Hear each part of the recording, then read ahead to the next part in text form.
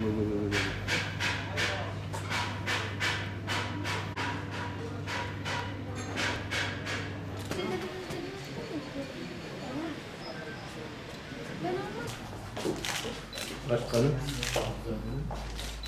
Buraya başkanım. Buraya başkanım.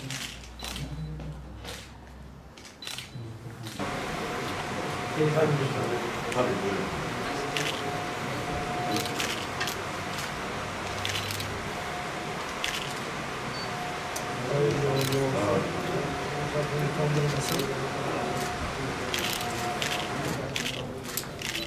Değerli hocam demiş hanım.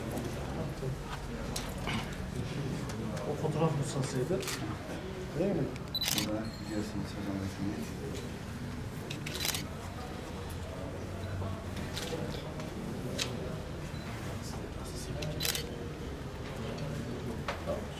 Son saniye. Sayın Başkanım. Orası kalmış. Buyurun. Son saniye başkanım. İyisiniz.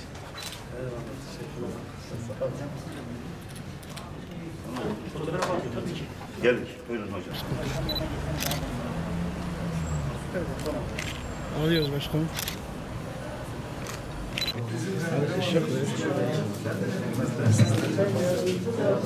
Başka yani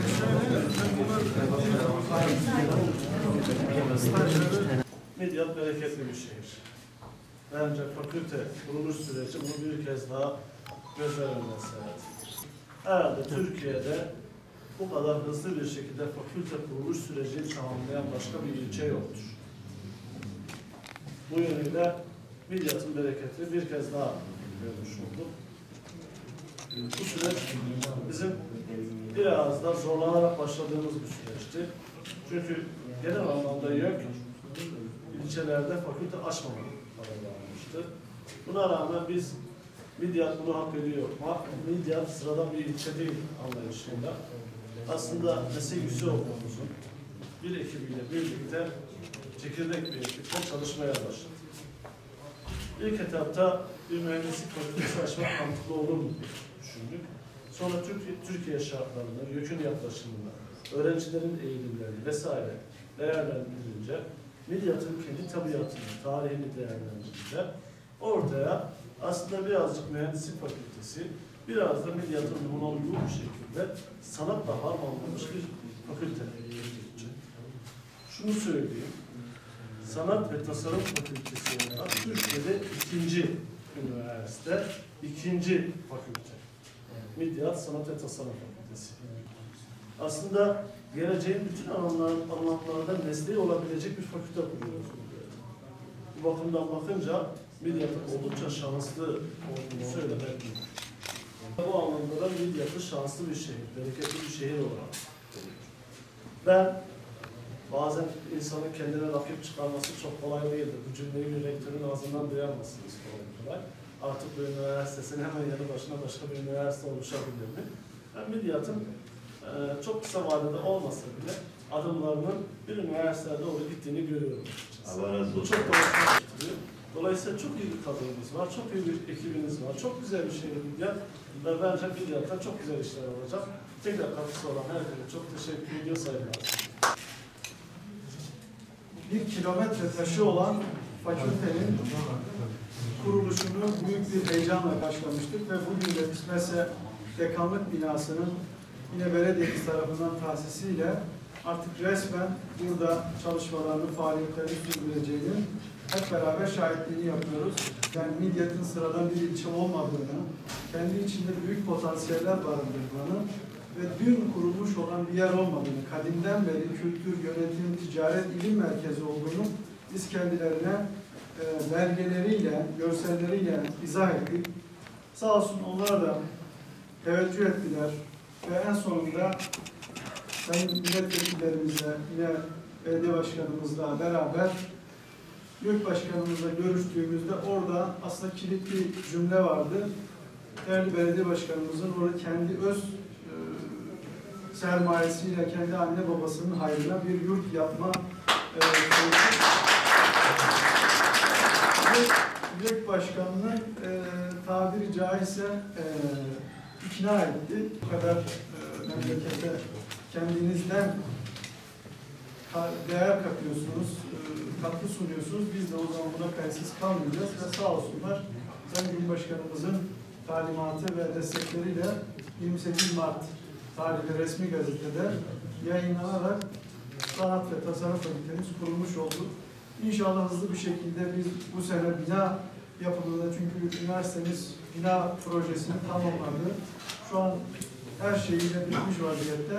Sadece bina yapımı için inşallah biz bir gerek hayırsever, gerek kamu finansmanıyla bu binayı da hep birlikte güç birliğiyle inşa edip öğrencilerimizin, midyatımızın hizmetine sunacağız.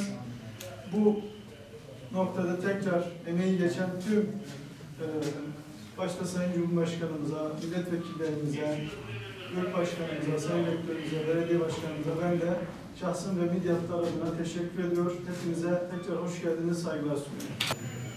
Evet, gerçekten bugün midyatımız için tarihi bir gün.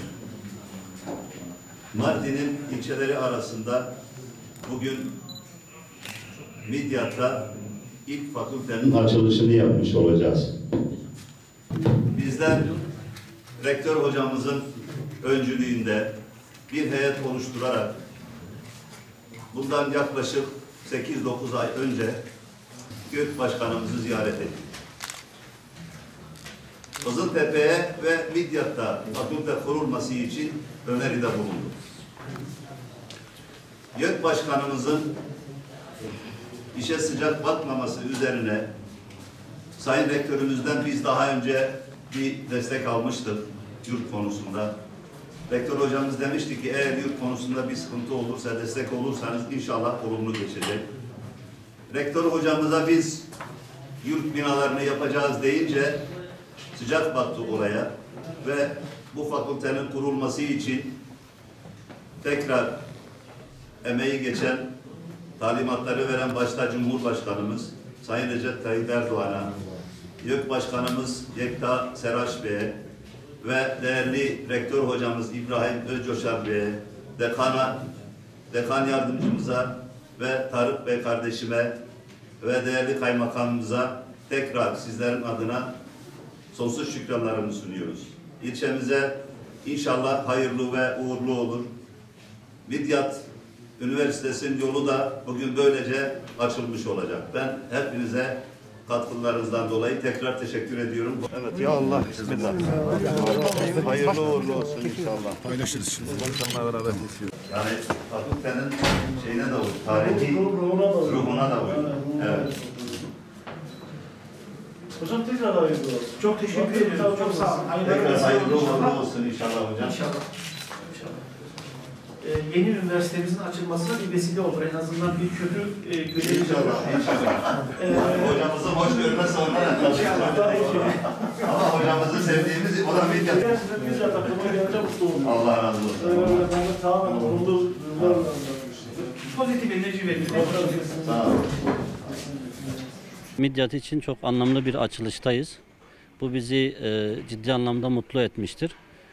Midyat gibi bir ilçede, diller ve dinler kenti olan bir şehirde bir fakültenin temellerinin kuruluşunun yapılması hakikaten bizi mutlu etmiştir. Bu konuda bu fakültenin bu aşamaya gelmesinde emeği geçen başta Sayın Rektörümüz, Başkanımız, Kaymakamımız herkese ayrı ayrı teşekkür ediyoruz. Hakikaten anlamlı ve faydalı bir açılış gerçekleşmiş oldu. Birçok ilçe böyle bir imkana sahip değilken diller ve dinler kenti olan Midyat'ımızın böyle bir imkana kavuşturulması Midyat için önemli bir kazançtır.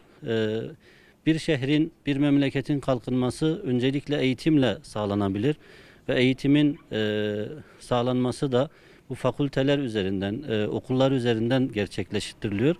Ve bunlar da inşallah anlamlı ve önemli adımlardır. İnşallah ileriki zamanlarda Midyat'ımızın bir üniversite kavuşturulması temennisiyle bu Sanat ve Tasarım Fakültesi'nin memleketimize hayırlar getirmesini Cenab-ı Hak'tan niyaz ediyoruz.